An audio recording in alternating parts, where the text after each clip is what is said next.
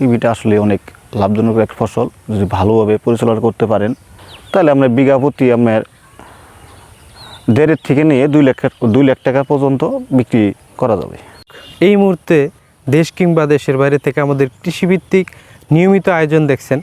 কৃষি সেবা চ্যানেলের পক্ষ থেকে আমরা জানাই আন্তরিক শুভেচ্ছা ও অভিনন্দন।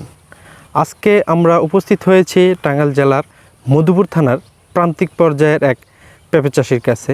আজকে ওনার কাছ থেকে আমরা শুনব গাছে পেঁপের বা কলি আসলে যেন পেঁপের কলিটা না ঝরে, এই জন্য পেঁপের কলি না ঝরে এবং পেঁপে খুব দ্রুত বড় করা যায়, এই জন্য কি কীটনাশক, কি ছত্রাকনাশক এবং মাটিতে উনি কতদিন পর পরে কি সার দেয়, এই জিনিসগুলো নিয়ে বিস্তারিত আলোচনা।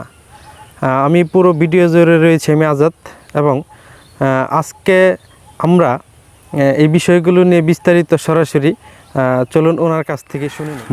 কেমন আছেন? এই তো আল্লাহর রহমত ভালো। আমরা ঘুরে দেখলাম আপনার জমিতে পর্যাপ্ত পরিমাণের মুকুল আসতেছে। আচ্ছা, এই মুকুলগুলো যেন না ঝরে সেই জন্য আপনাদের কি প্রস্তুতি নিতেছেন বা নিচ্ছেন?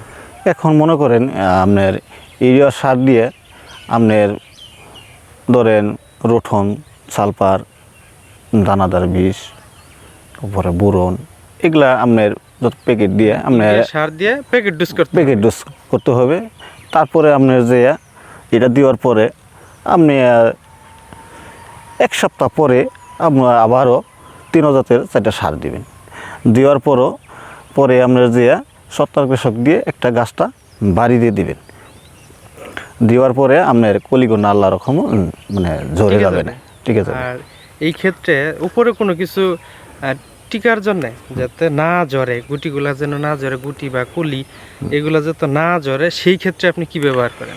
এটার জন্য আপনার মনে করেন এই আপনার কম্প্রেসাল আপনার আর ভুরন দিয়ে একটা বাড়ি দিলেই কলিগুলো মানে টিকে যাবে। তার মানে আপনি বলতে চাচ্ছেন যে ছত্রাকনাশক, কীটনাশক দিয়ে একদিন পর কম্প্রেসাল আর বোরন দিয়ে যদি গাছগুলোকে ধোয়া হয়, এটা কয়দিন পর পর ব্যবহার করতে হবে?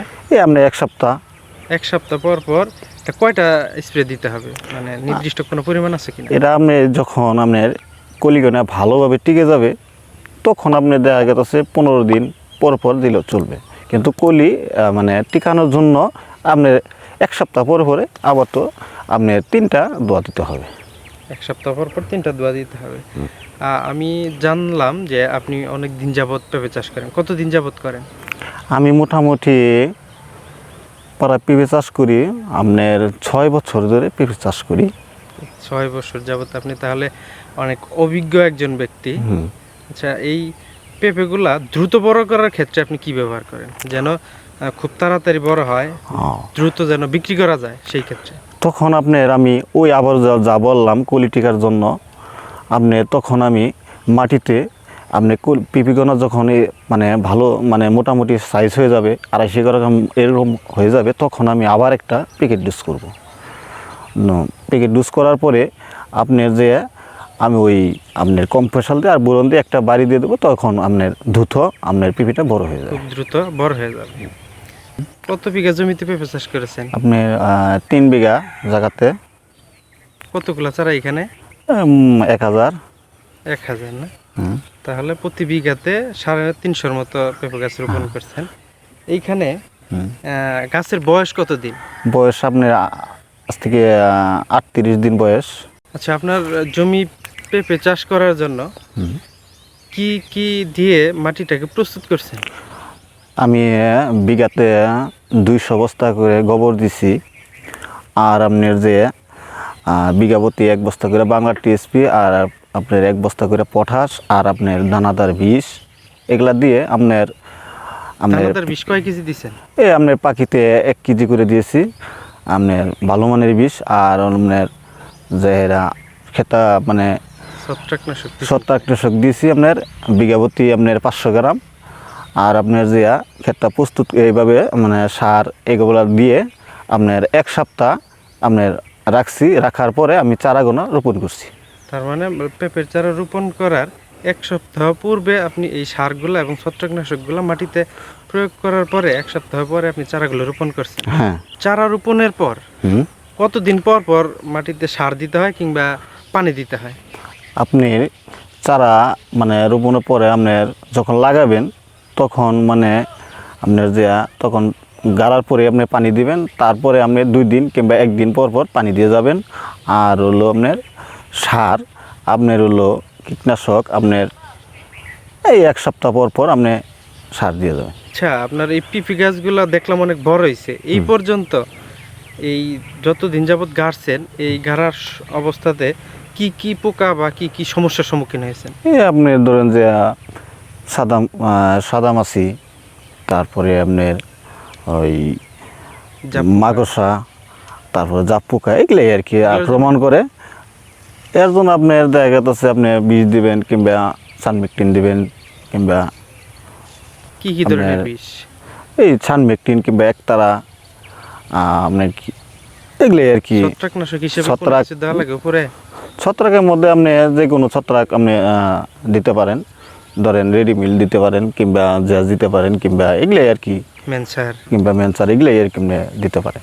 আচ্ছা, আপনি তো 6 বছর যাবত পিপি চাষ করেন, তাহলে অবশ্যই আপনার একটা জিনিসের অভিজ্ঞতা আছে যে বিঘাতে কি পরিমাণ বা কত টাকা বিক্রি হতে পারে এক একটা গাছ, কিংবা 1 বিঘা এটা- জমির পেঁপে কত টাকা বিক্রি হতে পারে? এটা আপনার আসলেই আপনার আমার চারাটা এখন যে পরিমাণ মানে যেরকম দেখা যাচ্ছে, এরকম যদি আল্লাহ রকম আমার চারাটা উঠে যায় তাহলে আপনার বিঘা প্রতি আপনার 1.5 থেকে নিয়ে 2 লাখ টাকা পর্যন্ত বিক্রি করা যাবে। তার মানে বলতেছেন প্রত্যেক গাছ 7 থেকে 800 টাকার মতো বিক্রি হতে পারে যদি আপনার গাছ যে কন্ডিশন আছে ওই কন্ডিশনে যদি থাকে। আর এরও বেশিও হতে পারে, 1000-1200 হাজারও হতে হতে পারে পারে। যদি আপনার কপাল ভালো থাকে। আপনার ভিডিও দেখে যদি উৎসাহিত হয়ে কেউ পেঁপে চাষ করে, তাদের উদ্দেশ্যে কিছু বলে। হ্যাঁ, পেঁপে চাষটা খুব লাভবান মনে করেন জিনিস, একটা ফল। আসলে যদি কেউ চাষ করে মোটামুটি উৎসাহতা ভালোভাবে পরিচালনা করবেন, পেঁপেটা আসলে অনেক লাভজনক একটা ফসল। যদি ভালোভাবে পরিচালনা করতে পারেন আপনার খুব লাভবান হবেন। আশা করি আমি করছি, আপনারাও আশা করি আবাদ করবেন। আপনাকে অনেক ধন্যবাদ। আমরা যদি আবার সুযোগ হয় আমরা আপনার জমিতে আসব এবং এর পরবর্তী আপডেট আমরা দর্শকদেরকে জানানোর জন্য আপনাদের কাছে আবার আসব। তো ভালো থাকবেন। সুপ্রিয় দর্শক, কৃষকের নিজের মুখ থেকে শুনলেন, উনি ওনার পেঁপে চাষের সম্পূর্ণ গল্পটা ওনার বললেন যে কীভাবে উনি জমিটা চাষ করেছেন এবং কিভাবে ওনার জমিতে সার ব্যবহার করেছেন এবং গাছের কলি বা ফল দ্রুত বড় করার জন্য উনি কি কি পদক্ষেপ নিয়েছেন এই বিষয়গুলো নিয়ে। সুপ্রিয় দর্শক, যদি আমি বলতে চাই যে পেঁপে চাষ করলে অবশ্যই এটা লাভজনক একটি ফসল। এই পেঁপে চাষে কখনো লস হয় না যদি সে সঠিক সময়, সঠিক মাত্রা এবং সঠিক পরিচর্যা করতে পারে।